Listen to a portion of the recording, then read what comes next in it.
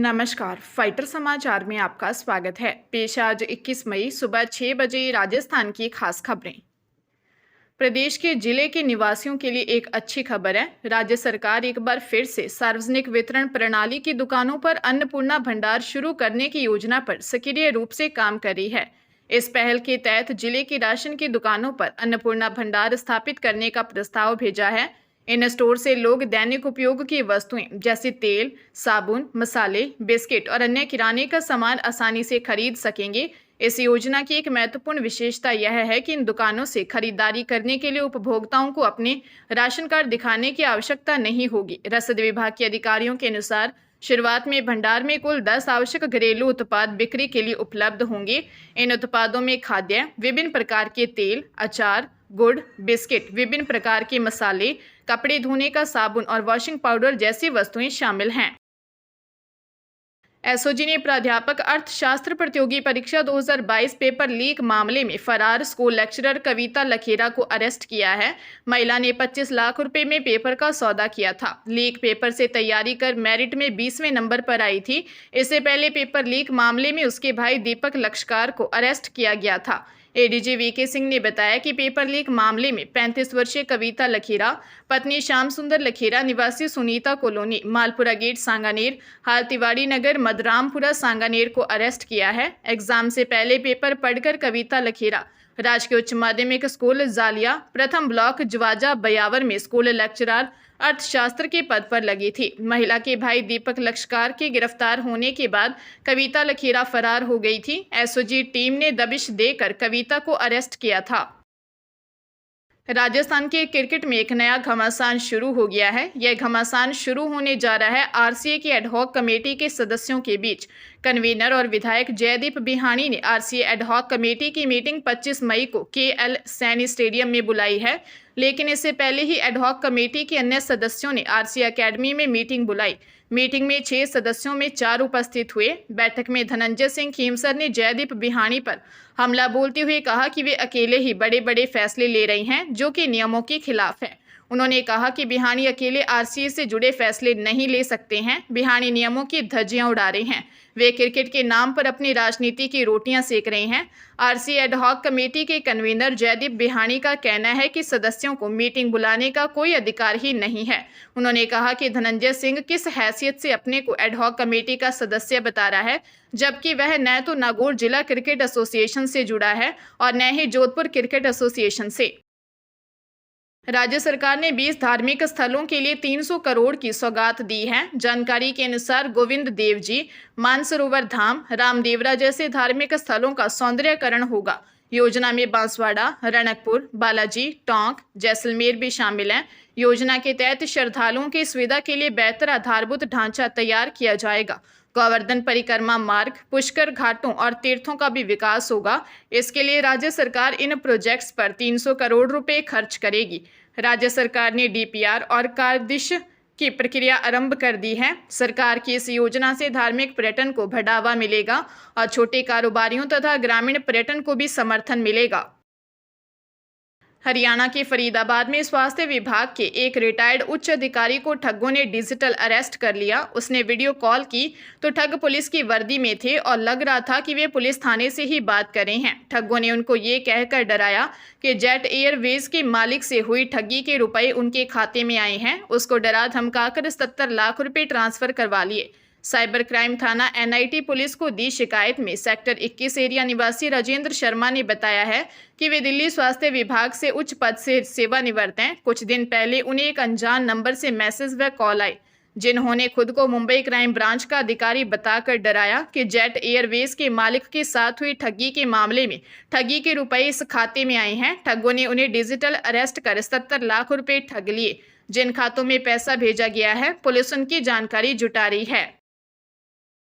High court के retired जजों की पेंशन को लेकर सुप्रीम कोर्ट ने बड़ा फैसला सुनाते हुए कहा कि जजों की एंट्री और कार्यकाल के आधार पर कोई पक्षपात नहीं होगा। हाईकोर्ट के जजों की पेंशन में इस आधार पर भेदभाव नहीं किया जा सकता है कि वे कब सेवा में आए और उनकी नियुक्ति न्यायिक सेवा में हुई है या बाहर से। सुप्रीम कोर्ट ने कहा कि हम मानते हैं कि हाईकोर्ट के सभी रिटायर्ड जज, चाहे उनकी नियुक्ति किसी भी तारीख को हुई हो, पूर्ण पेंशन पाने के हकदार होंगे।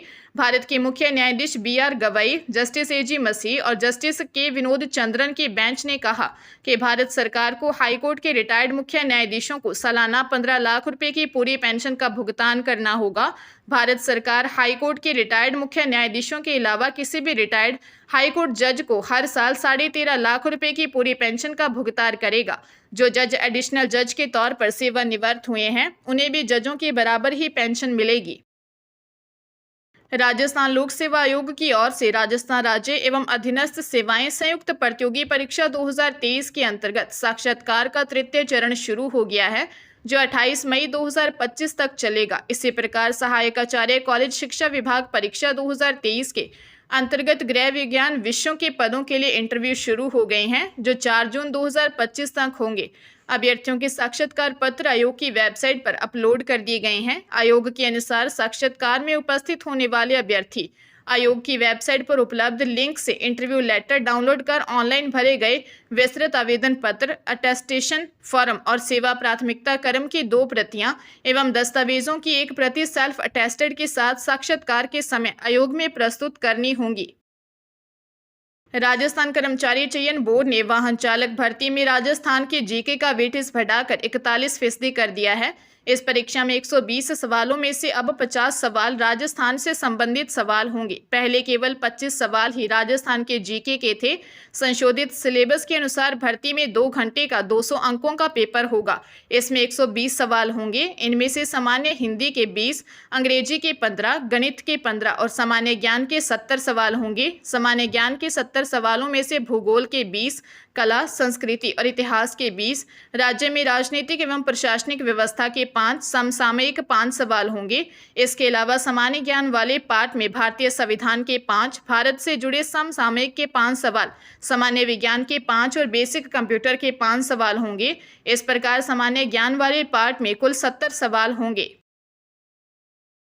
कोटा जिले में मोटी कमाई का लालच देकर धोखाधड़ी करने के 2 आरोपियों 28 वर्षीय शिव कुमार व 34 वर्षीय बनी सिंह निवासी सपोटरा करौली हाल कोटा आकांक्षादीप हाइट्स बालापुरा थाना कुन्हाड़ी को पुलिस ने गिरफ्तार किया है। आरोपी इन्वेस्ट पर मोटी कमाई का लालच देकर चैन सिस्टम से लोगों को जोड़कर रखते थे। एसपी डॉक्टर अमृता दोहन ने बताया कि आरोपी ऑनलाइन बिजनेस का झांसा देकर लोगों को अपने साथ जोड़ते थे। बकायदा जूम ऐप पर ऑनलाइन इंटरव्यू करवाकर क्यूनेट कंपनी के बारे में जानकारी देते। आरोपियों ने बोरखेड़ा निवासी फरियादी आशिक हुसैन, मोहम्मद यूनुस और रईस अहमद को मोटी कमाई का लालच देकर झांसे में लिया। 6-7 महीने पहले आशिक हुसैन से 4,20,000 इन्वेस्ट करवाए और उसके परिचितों से कुल 16,65,000 रुपये इन्वेस्ट करवाए। आरोपियों से कंपनी के मुख्य सरगना व अन्य साथियों के बारे में पूछताछ की जा रही है। टोंक सदर थाना क्षेत्र के वजीरपुरा में 2 भाइयों के परिवार के बीच हुई कहासुनी खूनी संघर्ष में बदल गई।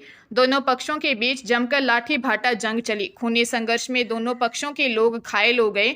लाठी भाटा जंग में घायल हुए सभी लोगों को सआदत अस्पताल में भर्ती करवाया गया है, जहां से प्राथमिक उपचार के बाद 3 महिलाओं को गंभीर हालत में जयपुर रेफर कर दिया गया। थानाधिकारी जयमल सिंह ने बताया कि कैलाश की उसके भाई पन्नालाल जाट से घर के बाहर कहासुनी हो गई, जिसको लेकर दोनों भाइयों के बीच झगड़ा शुरू हो गया।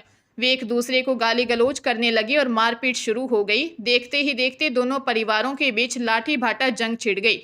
एक दूसरे पर हमले के चलते दोनों परिवारों के 8 लोग घायल हो गए। पुलिस मामले की जांच कर रही है।